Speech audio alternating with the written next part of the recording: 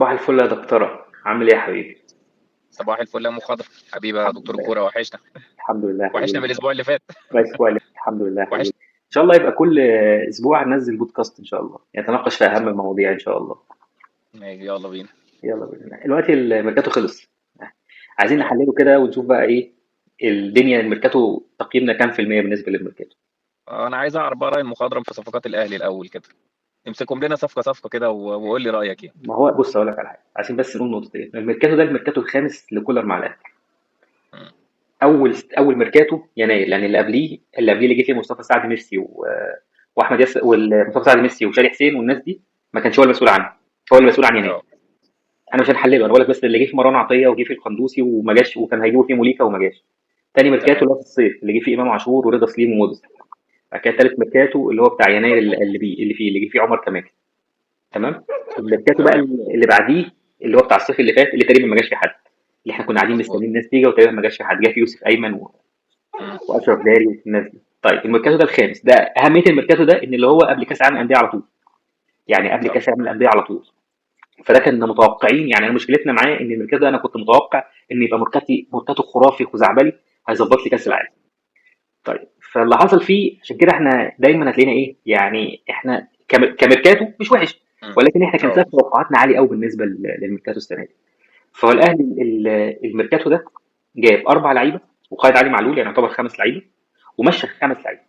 يعتبر اكرم توفيق ان هو يعتبر ايه، خرج من القائمه يعني، لان هو ملوش تمام. ملوش تاثير مع القائمه. انت عملت ايه بقى عشان تعوض الناس دي؟ يعني انت عملت ايه عشان تعوض الناس دي؟ تعال نتكلم على ايه، على واحد واحد. اول واحد اللي هو مصطفى العش.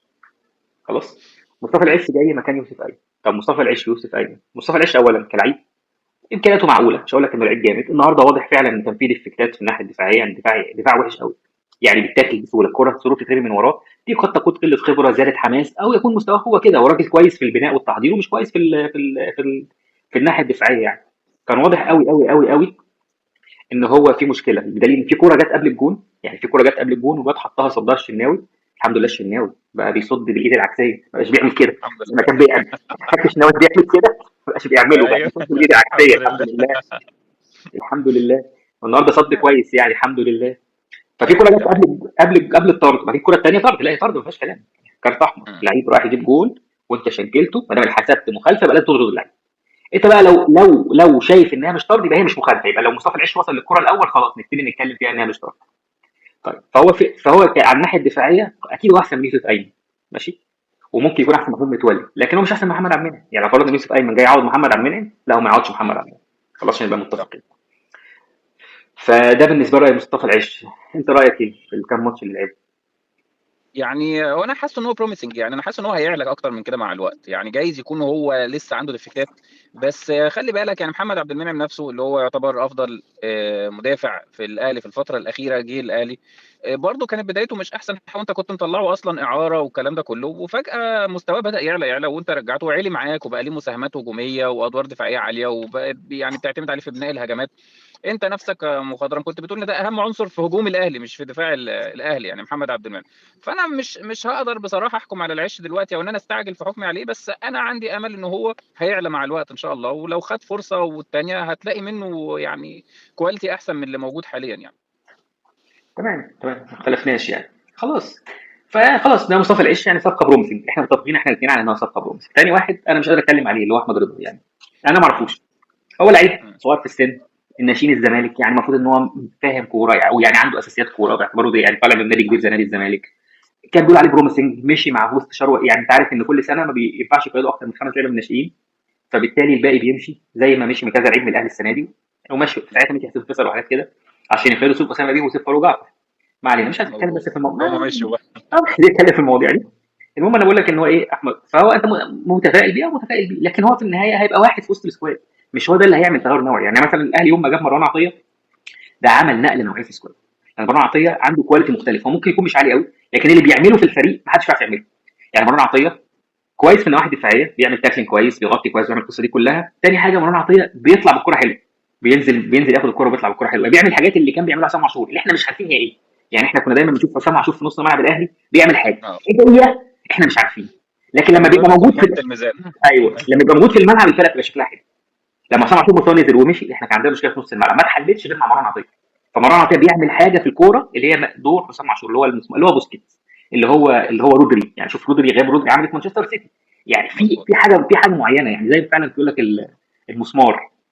ف دي حقيقه، غياب مروان عطيه لما بيغيب ماتش ولا حاجه بتلاقي اداء الاهلي فيه حاجات غلط، مش حاجه واحده يعني. تحس ان لا، الفرقه مفكوكه يعني، تحس انه بيربط فعلا الفرقه. هو مستواه نزل فتره كده ساعه لما والده توفى، والقصه دي كلها السنه اللي فاتت لو فاكر، وقعد احتياطي في كاس العالم ولعب كوكا وحاجات كده. الفتره دي الاهلي فعلا كان بيعاني يعني. فهنرجع لاحمد رضا. فاحمد رضا انا ما عنديش معلومات كتير، انا فعلا ما كانش عندي فرصه ان انا اتفرج على بتروجيت، انت عارف يعني. صح. لا لا، ما حدش فينا يقدر يحكم عليه بصراحه غير لما نشوفه. لكن الكلام اللي هو قبل كده وده هيبقى لعيب جامد، وبصراحه مش هصدق منه اي حاجه غير لما اشوف اللاعب ده على ارض الواقع ونشوف هو بالظبط وضعه ايه. ثالث واحد بن شرقي. الصفقه الجماهيريه، بص عشان نبقى متفقين، هي صفقه انت جايبه في قيمه فنيه كبيره جدا هو بن شرقي، ولكن انت جايبه للناحيه الجماهيريه بتاعته. صح. والمعلومه اللي اتقالت من كذا حد من الصحفيين المحسوبين على الاهلي ان كابتن محمود الخطيب داس في الصفقه دي بنزين بعد التصريحات بتاع رئيس الزمالك لما قال لك الدوري موجه لنادي واحد، والكلام ده كله، الكلام ده كله مثبت، مش انا اللي قلته يعني. صحفيين محسوبين على الاهلي قالوا الكلام ده كله، قال لك النادي ان هو بعد هذا الكلام ابتدى يدوس في الصفقه بنزين عشان يعني مش يضايق فيهم يكايد فيهم او القصه دي كلها. تمام. كرد يعني. قرض. بص هو مبدئيا انا ما عنديش مشاكل في الصفقات اللي جايه من الاهلي للزمالك او من الزمالك للاهلي، ما عنديش مشكله ان انا ده لعيب اصلا كان في الزمالك لا هيديله ميزه ولا هتعيب فيه، لكن ده بيمارس ضغط على اللعيب، يعني اللعيب نفسه بيبقى عليه ضغط. دي حقيقه. رضا عبد العال وحسام حسن في التسعينات والالفينات ما كانش عليهم هذا الضغط، ليه؟ لان كان اخره شويه جمهور بيجي في الملعب، يعني كان اخره شويه جمهور بيجي في الملعب. ما كانش انما لسه في دلوقتي، فيسبوك والكلام دلوقتي انت ده. بتشتم وانت في بيتك وبتقرا شتيمتك بعينك، يعني بتقرا شتيمتك بعينك بودنك، انت يعني قبل كده كنت تيجي الملعب الناس تشتمك خلص الحوار، ماتش بدون جمهور ولا مش عارف ايه، ما حدش بيتكلم معاك. انما النهارده انت تسمع شتيمتك كل يوم، تشوف على الفيسبوك وعلى تويتر وعلى حتى على التيك توك، على اي حته في الدنيا بتمسك تليفونك بتلاقي الناس بتشتمك. فهو ده بقى السؤال، هل نفسيه اللعيب تتحمل الضغط ده ولا لا؟ يعني اشرف بن شرقي زي ما شفته في نادي الزمالك وما شفته مع الوداد، شفته الناس دي كلها. بص هو لعيب كويس، لعيب كويس جدا وعنده مهارات عاليه، بس مش هو اللعيب اللي مستواه ثابت طول الوقت. ممكن تلاقيه موده مش حلو فما يلعبش حلو، او ممكن الماتش ايه مقرف كده وبتاع فايه ما يدوس قوي، على عكس لعيبه تانية، فاهم قصدي، بتتغذى بالضغط، لكن في النهايه القيمه الفنيه عاليه. وانا لما تابعت فيديوهاته قبل ما يجي الاهلي، لا لسه رجله في الملعب، لما يجي الاهلي اسبوعين ثلاثه كان جايب جونين في ماتش، انت عارف كانوا غالبين 2-1 وجاب جونين 3-2، الماتش ده كان 6-2. وانا كنت منزل على الصفحه بتاعتي في فيديو كده الشهر اللي فات، هتلاقي جبت اه. نزلت الجونين اللي جابهم، كانت واحد فيهم عملوه تريزيجيه، فيعني هو لسه في الملعب ولسه بيقول ولسه كده. فهو مم. المفروض ان بن شرقي ده اللي هيعمل نقله هجوميه في جناحات الاهلي، لان الاهلي بيغير خطته عشان ما عندوش جناحات. خلاص يعني انت خدت بالك احنا بقالنا فتره بنلعب 3-4-3، ودي ذكاء من كولر، ودي اتكلمت عنها في الفيديو كده على الصفحه الاسبوع اللي فات، ان انت النهارده عندك مشكله في الاجنحه، فغيرت الخطه خالص، تلعب خطه ما فيهاش اجنحه، والخطه الجديده هتدي افضليه لبن شرقي، مع ان النهارده مارسيل كولر حاول ان شاء الله النهارده ان انا انزل التحليل كده الماتش الاهلي والمحله بلقطات مم. وكده، اقول لك الدنيا ماشيه ازاي. لكن صح. النهارده كان واضح ان هو لما اتزنق ولقى الفرقه مش ماشيه معاه رجع 4-3-3 في الشوط الثاني، فهو مش حاسس قوي 3-4-3، يعني عايز يرجع لاربعه تاني في خط الدفاع. عموما انا بن شرقي شايف انها صفقه جماهيريه اكتر، يمكن شرقي لو لعب في مستوى هيفيدنا كتير قوي، بس يعني مش قادر اكون متفائل قوي يعني ببن شرقي يعني. مم. فعايز اسمع رايك يعني. والله بص، بصراحه يعني انا مش متفائل برضو قوي بن شرقي. يعني لو هتسالني مثلا تريزيجيه ولا بن شرقي، فانا شايف ان تريزيجيه هيبقى ان شاء الله مفيد اكتر. لان بن شرقي هو يعني بصراحه هو اسطمبه لعيبه الزمالك، زي ما انت قلت اللي هو مزاجنجي. النهارده بتلاقيه رايق وعمال يعمل بقى في وانتوهات ويغزل ويعمل وبتاع، وفي ماتش تاني هتلاقيه بره بره الجيم. فمش دي نوعيه اللعيبه بصراحه اللي هي بتاعه النادي الاهلي يعني. ولكن يعني جايز الدنيا تختلف معاه، يعني الله اعلم يعني. بس انا متفائل اكتر من ناحيه تريزيجيه اكتر من بن شرقي. لكن طبعا هي في نقطه كده انت ذكرتها، لما ان هو جاب جونين وكان تريزيجيه صنع له جون منهم في الماتش الاخير اللي انت اتفرجت عليه او على الملخص بتاعه. فده يخليني اسالك سؤال، هل انت ممكن ده يعني فكره انك جبت تريزيجيه وبن شرقي ان ده يخلي فيه نسبه تناغم كده في الخط الهجومي، ان انت جايب اتنين لعيبه كانوا اصلا بيلعبوا مع بعض في نفس الفريق لفتره ما، ولا ايه بالظبط من وجهه نظرك يعني؟ هو لعبوا مع بعض 6 شهور ومش فتره امم. طويله، لان تريزيجيه بن شرقي الموسم اللي فات كان متسجل اسيويا بس مش متسجل في اه. الدوري، فتلاقي مظبوط. مسك ايوه. لعبوا مع بعض مش فتره طويله.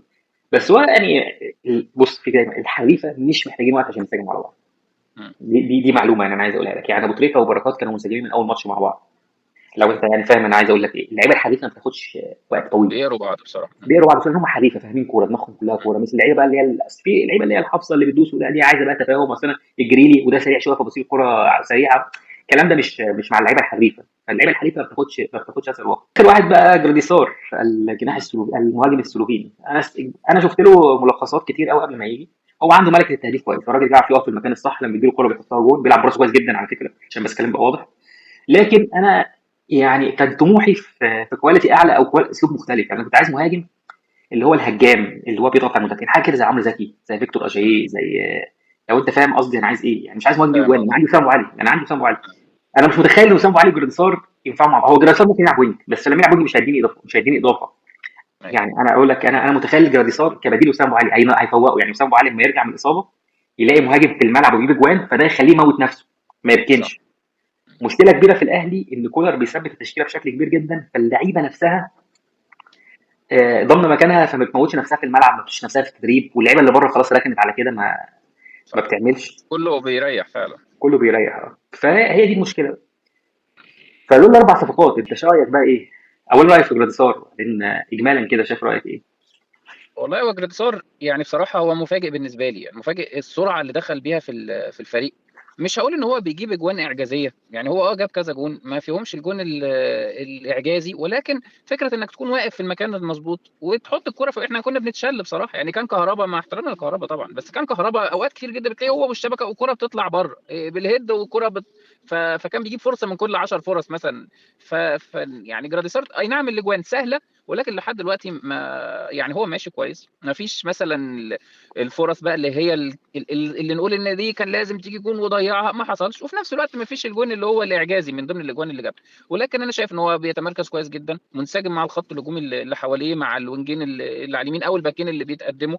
يعني الماتش اللي قبل اللي فات، اللي هو اعتقد كان ماتش بتروجيت تقريبا، الاهلي كسب 3، جراديسار جاب جون وامام عاشور جاب جونين تقريبا، هو اللي عملوا وجراديسار الاسيستين.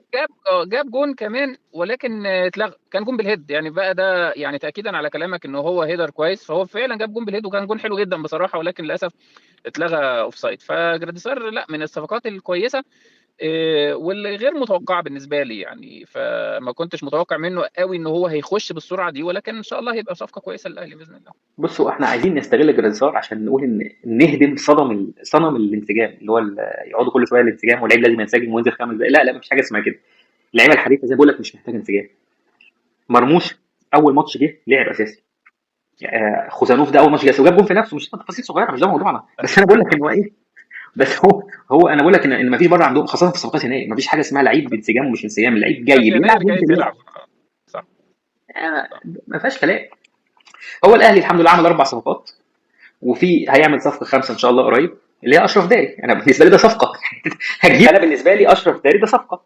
يعني انا نفسي اشوف اشرف داري لو لعب فرق معاك في الناحيه الدفاعيه، يبقى انت عملت صفقه كويسه جدا جدا جدا. واللي ممكن يبقى صفقه فعلا اكرم توفيق لو رجع لمستواه ولعب كويس.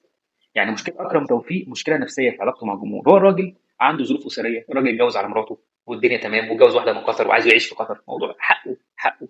تمام تمام. وهو عاوز كده يخلص مع الاهلي، والاهلي سايبه لاخر سنه يفهم الحق وانه يتفاوض الكلام. خلاص بس يا جماعه انا كذا ومش هتفاوض، ما يقعدش بقى يقعد معاهم قعده واثنين وثلاثه ويدوا له عرض واثنين وثلاثه واستنى لما اشوف الشناوي والقصه دي كلها. تمام. بمناسبه التجديد، تمام. الاهلي عنده شويه عقده تخلص السنه دي، هم محمد الشناوي، حمزه علاء، ياسر ابراهيم، رامي ربيعه، وطبعا اكرم توفيق. دول عقود هتخلص السنه دي في الاهلي. مم. ايه رايك بقى؟ انت رايك مين يجدد فيهم ومين ما يجددش؟ يعني انا بصراحه شايف ان هم كلهم يجددوا. يعني اللي كان مثلا عندي احساس انه المفروض يطلع اللي هو الشناوي، بس الشناوي واضح انه مش هيطلع، واضح انه مش جاي له عروض. ف...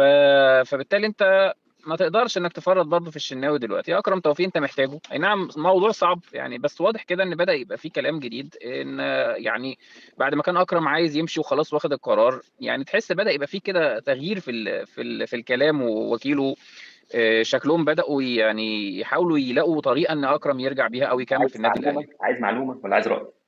يديني معلومة. معلومه. اكرم توفيق عنده كذا وكيل. خلاص، الوكيل المصري نادر تمام. الشاوي، الوكيل الاجنبي انا مش عارف هو مين. الوكيل اللي من بره مضاه للشمال القطري، الموضوع خلصان، هو ماضي للشمال القطري. الوكيل تمام. المصري قال لك لا، احنا ممكن ده اللي ماضي عليه دي رغبه، وممكن ايه اكان لم تكن ويكمل ويجدد مع الاهلي ويعرض عرض حلو. ده الوكيل المصري، فده شغل وكلاء. طبعا انت عارف الوكيل مم. اهم حاجه عنده مصلحته الشخصيه مش مصلحه الاهلي. طبعا اكيد. الا من رحم ربي، لا ده شغله، واهم حاجه مصلحته في الشغل. يا ابني انا عايزك تروح الاهلي ليه؟ لانه هيكسب من الاهلي، مش عشان الاهلي هيكسبك، عشان بس الكلام يبقى واضح. فده شغل وكلاء. فدي المعلومه. رايي انا بالنسبه للقصه دي كلها، اكرم توفيق قلبه مش جايبه انه يمشي من الاهلي. تمام. فهو عايز سبب تمام. قوي يخليه يرفض العرض الكبير اللي هو جاله من بره، يعني ايا كان فلوس هتجيله من بره اكتر من فلوس الاهلي عرض عليه بكتير قوي. اكيد خلاص. اكيد. وبرضه هو باصص للي جنبه، يعني هو باصص للي جنبه، يعني هو اللي كان بيلعب جنبيه حمدي فتحي. حمدي فتحي راح بياخد مش عارف 2 مليون في دولار في السنه، ولا مش عارف بياخد كام في السنه، بياخد فلوس كتير حمدي فتحي. هو راح الصراحه باصص رقم لحمدي كبير. فتحي، راح باصص لمحمد شريف اللي طلع بياخد فلوس قد ايه. فاهم؟ اللعيبه كانت صح بتلعب جنبه وهو شايف ان مستواه قريب منه وبياخد فلوس كتير، فده حقه. تمام. صح. فدي خلينا نطلع بره القصه دي كلها، وهنتكلم في مواضيع مش عايزين نتكلم فيها. فخلينا نكمل اللعيبه اللي هتجدد. الشناوي هيجدد لان الموضوع ده في ايد الخطيب. يعني الخطيب قال لمحمد شوقي.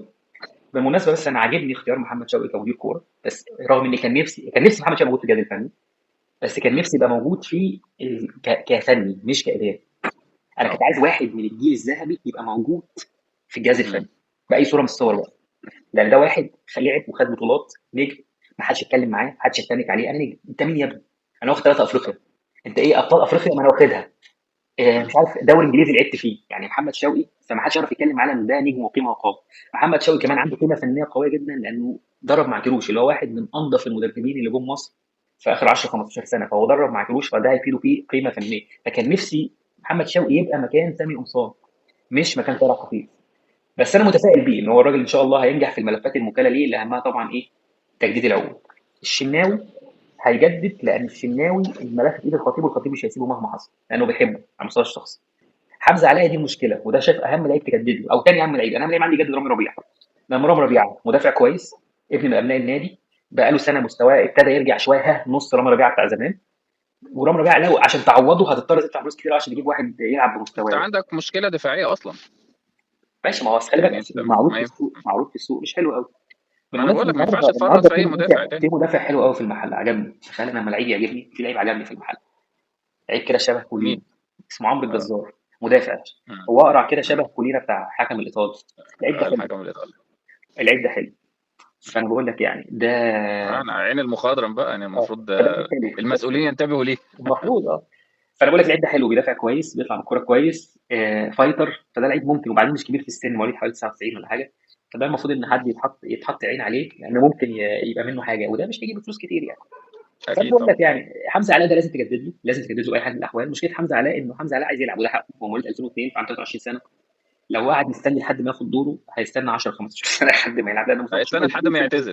مصطفى شوبير اكبر منه بسنتين. يعني مصطفى صح. شوبير لو وصل 35 سنه وابتدى يعني الشناوي 36 سنه ولسه بيلعب. الشناوي مواليد 18 12 88. صح. فهو حاليا عنده 37 سنه. عنده كام؟ احنا في سنه 25، عنده 36 سنه ولسه بيلعب. 36 سنه. ولسه بيلعب فهي دي المشكله يعني. انا رايي ان حمزه علاء ده يتجدد له ويطلع اعاره ما بصراحه. هو ده راي يعني ده محمد ما شوقي. ينفعش يقعد احتياطي ثالث يعني. ده راي محمد شوقي، مم. يجدد له سنين طويله ويطلع عاره سنتين. صح. تمام. ده بقى راي محمد شوقي، عشان تعرف ان محمد شوقي راجل دايما دايما بيفكر كويس. صح. فهو ده حاليا اللي بيسعى تجديد حمزه علاء. رامي ربيعه وياسر ابراهيم هيجدد له برضه، بس انا ياسر ابراهيم ده بقى اللي عندي تحفظات عليه، لان سنه كبير. الاضافه الفنيه اللي بيضيفها الفريق مش كبيره. لو انا بالفلوس اللي هاخدها او القصه دي كلها جبت لعيب اصغر في السن، او رجعت واحد من ولاد النادي اللي بيلعبوا بره. يعني انا عندي احمد عبدين، عبد الرحمن رشدان، معتز محمد مغربي. اللعيبه كلها كانت بروميسنج وهي طالعه، وطلعوا بره. انا عن نفسي ما اعرفش عنهم اي حاجه، لا بيلعبوا ولا بيلعبوش.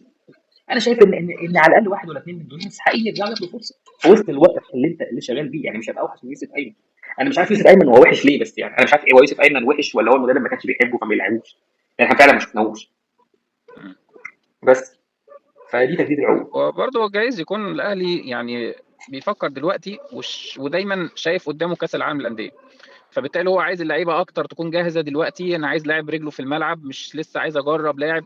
يعني مصطفى العش يمكن الاستثناء في القاعده دي. هو الوحيد اللي الاهلي جايبه بيحاول يدخله في الملعب بسرعه، علشان لما تخش كاس العالم يبقى عندك برضه مدافع جاهز تاني. لكن صعب ان الاهلي الفتره دي يجيب لعيبه اللي هي لسه انت هتبتدي تكون فيها وتشوف والكلام ده. انا فيمكن دي تكون بتكلم عن النقطه. السنه الجايه، انا بتكلم عن السنه الجايه، انا بتكلم عن السنه السنه الجايه. الجايه بقى لسه انت عندك الصيف الجاي ده انتقالات المهندس تانيه هيبقى خالص. ياسر ابراهيم، ويبقى في لعيب لود على سافر عنده 32 سنه، هيبقى لود على التشكيل. يعني مش عايز ازود معدلات الاعمار، ما ينفعش نبقى مدافعين بتوع 32 و31 ومش عارف ايه. لو انت فاهم قصدي يعني. فاهم قصدك. بس يا سيدي. طب رضاك انت بقى على كل صفقات الاهلي اللي حصلت في يناير دي، تدي لهم مثلا كام في المية كده وكنت ما اعرفش. تتمنى الاهلي يجيب مين تاني وما جابوش؟ بص هو في لعيبه السكواد كان لازم تخرج. تمام، لانها واخده لود مالوش لازمه. خلاص. يعني انا مثلا خالد عبد الفتاح انا مش شايف ليه دور، واحد بيلعب في كذا مكان، كنا هجيب واحد تاني صغير في السن في كذا مكان. اسمه ايه ده، كريم نيدفيد. هتحس ان انت بتنزل كريم نيدفيد انك مش لاقي حد تنزله، اكرم توفيق مش لاقي حد تنزله. يعني اكرم توفيق خلاص يعني مش عارف تجدد، والجمهور مش طايقه والدنيا مش طايقه مش قادر يلعب. كنت توصل لصيغه معاه، يا اما تحسن صورته انت كاداره قدام الجمهور، انك ايه اي حاجه يعني تقول يا جماعه خلاص اكرم توفيق ووصله جاله شكر والراجل ماشي والدنيا خلاص خلاص. او كنت توصل لاي صيغه انه يمشي 6 شهور دول زي ما عملت مع عبد الله السعيد. يعني انت عملت إيه مع عبد الله السعيد؟ مش هتلاعب، طلعه تعرض الدوري الفنلندي، طلعه اي حته، ما انت عارف انك كده كده مش هتلاعبه. يعني تخرج لود من القايمه. دلوقتي انت عندك لعيب انت منزله مطلوب منك انه يعمل حاجه ومش هتستفيد بيه، في نفس الوقت واخد مكان. انت مش هتجيب نص ملعب ليه مثلا؟ انا عندي اكرم توفيق اجيب نص ملعب ليه؟ فانت في لعيبه كان المفروض تخرج من عامله لود على السكواد، وكان لازم تيجي لعيبه مكانها. وانا شايف انك دي لعيبه صغيره. فكره انك تجيب لعيب مواصفات احمد رضا ومصطفى العش دي فكره كويسه. تجيب لعيب صغير من الدوري المحلي بروميسنج، تمام. اي نعم اسعار اللعيبه بقت خزعبليه دلوقتي، بس يلا تفاصيل صغيره. لازم وبعدين يكون عندك نسبة في الفريق من النوعية دي من اللعيبة، مش هينفع اجيب كله نجوم ولا نجيب كله محترفين، لازم يبقى عندي لعيب صغير يعني ممكن يطلع من كل 4 5 لعيبة، لو طلع منهم واحد حلو انا كسبان. مم. وكان لازم يجي اجنحه. يعني انت محتاج مهاجم وجناح كمان. يعني انت عندك مهاجم دلوقتي وسام والقطع وجراديسار، خلاص مين الثالث؟ يعني انت النهارده وسام مصاب، جريزار في الملعب اتصاب او اتوقف او مستواه وحش وعايز تغير، يعني تعمل تغيير، هتنزل مين مهاجم؟ انت ما عندكش غير الواد الصغير اللي هو حمزه عبد الكريم، مش عارف مهاجم قالوا ده كل هو سنه. دلوقتي بيوظف امام عاشور كمهاجم احيانا ما هو اي لما كلام، بيتزنق ما يعني. ده اي كلام، م- ما ده اسمه اي كلام، ده م. اسمه اي كلام، ده تعريف الاي كلام. انما انا عندي مهاجم. اقول لك بس قصه محمد شريف عشان الكلام يبقى واضح، عشان ايه نختم بقصه محمد شريف. محمد شريف كان باقي سنه في عقده مع الاهلي، كان باقي سنه في عقده مع الاهلي.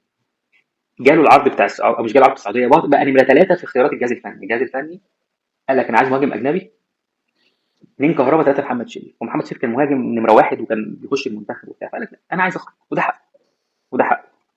صح. فقالوا خلاص جدد وامشي. قال لهم لا اجدد، ما رضيش يجدد وانا لازم امشي. فاضطر الاهلي يوافق على عرض الخليج السعودي اللي هو ما كانش احسن حاجه.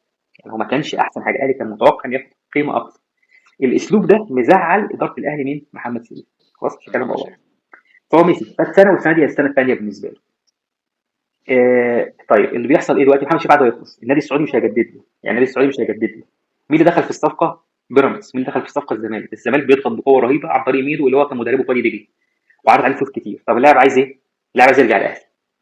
طب كون ان الاخبار اتسربت، اللي سرب الاخبار محمد شريف نفسه انه راح الزمالك. يعني هو اللي سرب الاخبار نفسه عشان يرجع عشان الاهلي، يضغط على الاهلي. عشان يضغط على الاهلي. طب هل هيجي ولا مش هيجي؟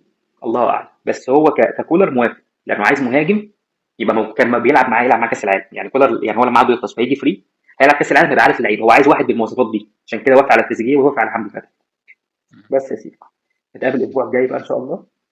ان شاء الله، نتقابل الاسبوع الجاي محاضرة ان شاء ان شاء الله. الله. ومبروك ماشي. يا عم كسبتوا السيتي يا عم. حبيبي. يلا. حبيبي يا مخاضر، ان عقبال ما نبارك لك في العودة ان شاء الله. شاء الله يا حبيبي، تصبح على خير. انت من اهل الخير. السلام عليكم. سلام.